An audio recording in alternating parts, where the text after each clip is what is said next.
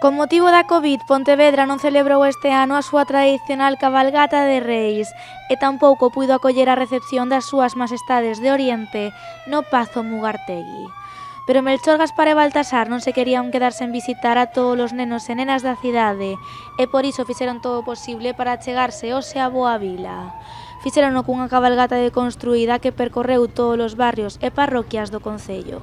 Fainos moita ilusión, porque tiñamos medo de que non nos invitaran a Pontevedra, pero o señor alcalde fixe todo o posible, mandounos uns coches especiais e aquí estamos para unha vez máis saudar a Pontevedra.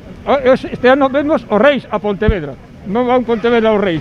Nos visitamos aos pontevedreses por todas as rúas para que estén tranquilos e seguros de que este ano o Covid vai fora e todos os nenos e persoas maiores terán regalos, terán agasallos, terán moita saúde, que é o que queremos todos. Para garantir todas as medidas de seguridade, os Reis Magos estaban acompañados da policía local.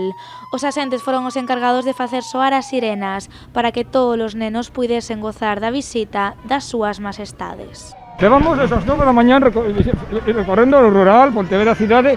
Seguiremos tranquilos os pontevedreses que teremos hasta as 9 da noite, se fai falla, para que ningún neno de Pontevedra quede sin saudar, porque outra cosa non podemos facer, pero sin saudar as súas majestades. A Praza de Galicia foi o único lugar onde os Reis Magos fixeron unha parada. Melchor, Gaspar e Baltasar foron recibidos polo alcalde de Pontevedra.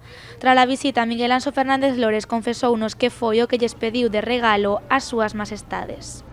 O que lle pide todo o mundo con sentido común, que é que seamos capaces de acabar co bicho este e que poidamos facer unha vida normal, non?